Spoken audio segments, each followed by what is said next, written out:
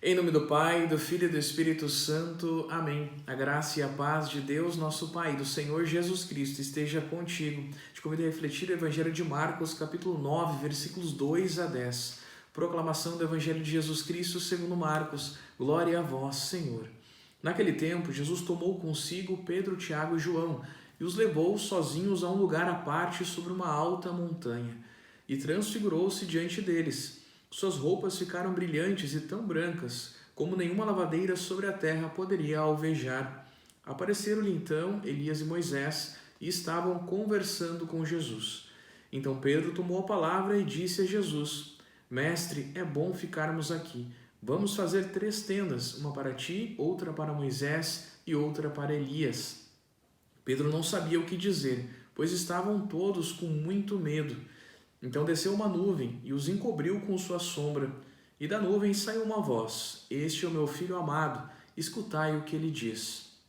E de repente, olhando em volta, não viram mais ninguém, a não ser somente Jesus com eles. Ao descerem da montanha, Jesus ordenou que não contassem a ninguém o que tinham visto, até que o Filho do Homem tivesse ressuscitado dos mortos. Eles observaram esta ordem, mas comentavam entre si o que queria dizer ressuscitar dos mortos. Palavra da salvação. Glória a vós, Senhor.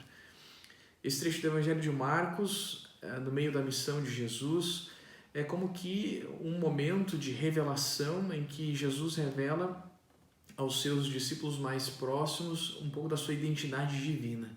Muito interessante perceber que, além dos ensinamentos que Jesus vai aprofundando com os discípulos, ele também revela um pouco da sua natureza, e essa natureza divina, através desta palavra que é do meio da nuvem, que os encobre com sua sombra, manifesta através desses fenômenos da natureza e da própria palavra que vem do meio da nuvem, manifesta essa natureza divina de Jesus. Então, o testemunho que o próprio Pai dá de Jesus é um momento importante na caminhada dos discípulos, o subir o monte, o estar a sós com Jesus, nesta intimidade e nesse ambiente em que é possível Deus manifestar e testemunhar a natureza do seu Filho.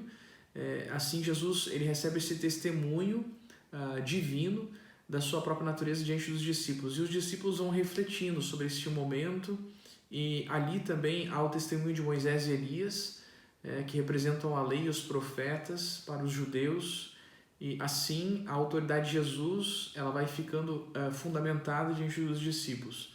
E é interessante perceber isso no momento do meio da caminhada, para reafirmar a fé dos discípulos, e sobretudo que isso vai ficando no coração e na mente para após a ressurreição, então eles compreenderem que tudo isso vai se confirmando, e aos poucos Deus vai revelando, vai manifestando o seu ser, a sua mensagem, o seu plano, o seu projeto, e aos poucos também nós vamos compreendendo, discernindo isso tudo. E esse momento da transfiguração sobre o Monte Tabor é um momento muito decisivo para os discípulos que têm essa intimidade com o Senhor e compreendendo e aprofundando a compreensão de quem é Jesus e o que de fato Deus revela através de Jesus. Então, este Deus tão próximo, que manifesta a sua palavra, esta palavra que se tornou carne e habitou entre nós, a própria palavra de Deus que se tornou homem, ser humano, para revelar à humanidade os seus mistérios divinos. Um Deus que não se cansa de se revelar a nós, um Deus que não se cansa de se comunicar com cada um de nós. Então, Deus, ele nos falou através do Cristo, e continua ainda hoje a nos falar através da igreja e através de tantos sinais que manifesta no mundo através da ação do seu Espírito Santo.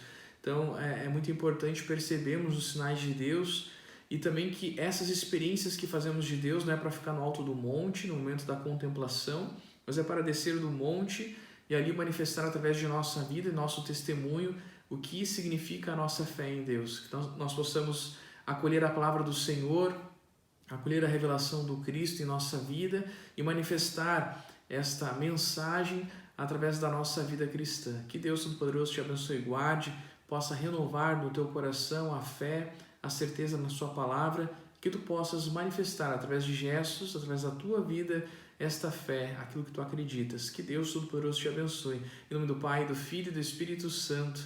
Amém. Fique na paz do Senhor, que Ele sempre te acompanhe.